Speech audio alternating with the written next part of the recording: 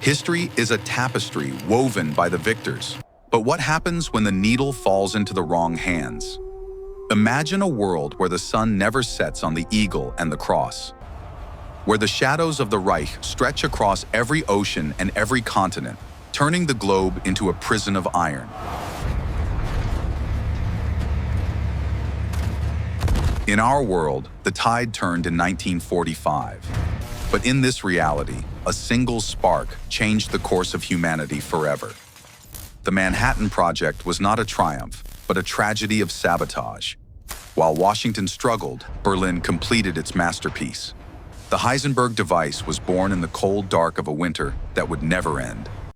Washington, D.C. was the first to vanish, a blinding light that erased the capital of the free world in a heartbeat. London followed soon after. The Thames boiled as the heart of the British Empire was reduced to ash. By 1946, the resistance was a memory. The surrender was signed on the charred ruins of the White House. The New World Order had arrived. Welcome to the Greater Germanic Reich. Fast forward to the 1960s. This is not the era of rock and roll or the summer of love.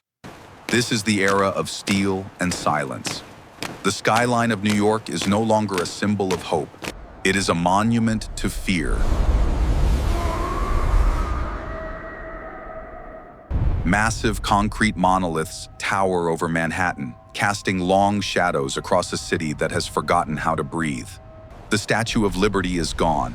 In her place stands a colossus of iron, a grim guardian holding a sword over the harbor. Every street corner has eyes. Every home has ears. Propaganda is the only air the people are allowed to breathe. The Pan-Germanic Highway now stretches from the streets of Paris to the gates of Vladivostok, a vein of concrete pulsing with the march of boots. Slavery has returned, masked as mandatory labor for those deemed unworthy.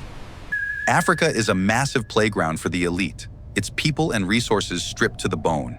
Even the geography of the Earth has been scarred. The Atlantropa project has begun, draining the Mediterranean Sea to create a new continent for the master race. Rome is now just a provincial shadow, bowing to the infinite power of the New Berlin. Fear is the foundation of every forced smile. Children are raised in state academies, taught that their parents are second to the party. The history of the world before 1933 has been burned, turned into a myth whispered in the dark. The old gods have returned, and the cross has been replaced by the sword. Science has advanced at a terrible price. Genetic engineering is no longer a dream, but a brutal law. Only the perfect are permitted to exist. The weak, the sick, and the different simply vanish into the night. The black vans roam the suburbs of Chicago and Los Angeles, hunting for those who do not fit the mold. Technology is decades ahead of its time.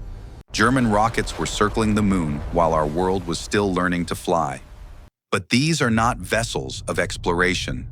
They are fortresses of orbital bombardment.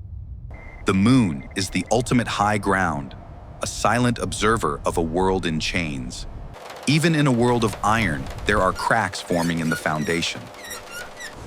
In the deep, frozen forests of the Ural Mountains, the ghosts of a broken army still haunt the night. In the ruins of the Appalachians, a different flag remains hidden in the damp basements of the brave. The Stars and Stripes is now a symbol of high treason. Owning a single shred of it is a death sentence. The secret police move like ghosts through the neon-lit streets of the new American territories. They wear black synthetic armor and carry the authority of gods. They don't just take your life, they erase your existence from the records. This is a world of absolute terrifying order. A world where freedom is a word that has been scrubbed from the dictionary. But the human spirit is a dangerous thing. It only takes one spark to burn a nightmare to the ground. In the shadow of the Rocky Mountains lies the neutral zone, a lawless strip of dust and desperation where the discarded huddle in the cold. To the west, the rising sun has claimed the Pacific, turning San Francisco into a city of shrines and neon, a mirror to Berlin's cold steel. Two empires now stand face to face, divided by a line of nuclear silos, waiting for the first sign of weakness. Inside the Reich, the iron grip is beginning to rust from within. The architect of this nightmare is an old man now, hiding in a mountain fortress, haunted by the millions he erased from existence.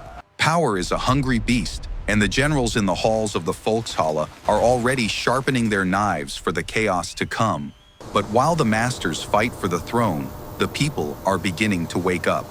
They are beginning to remember the taste of a word they haven't spoken in decades: liberty. It is whispered in the rain-slicked back alleys of occupied Philadelphia. It is written in charcoal on the damp walls of the London Underground. The Reich thinks they have conquered the future, but they have only delayed the inevitable. They can burn the books and rewrite the maps, but they cannot burn the genetic memory of what it means to be human. Every illegal radio transmission from the resistance is a crack in the dam. Every small act of defiance is a hammer blow to the marble statues of the tyrants. The world is a powder keg of suppressed rage, and the fuse has already been lit in the hearts of those who have nothing left to lose. We are told that history is over. We are told that the Reich is eternal and that the master race has reached the pinnacle of existence. But every empire, no matter how much steel it is built from, eventually falls. The taller they stand, the harder they crash into the dust of history. The question is no longer if the nightmare will end, but what will be left of our humanity when the sun finally rises on a free world. Perhaps the darkness has become so deep that we have forgotten how to live in the light. Perhaps we have become part of the machine ourselves. Look closely at the world around you. The iron is everywhere, heavy and cold. But beneath the surface, the fire is growing.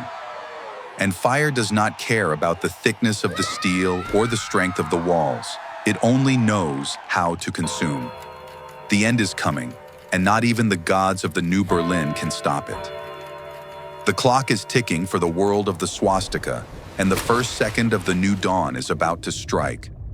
History is about to be rewritten once more, but this time, the ink will be the blood of those who dared to dream in a world of nightmares.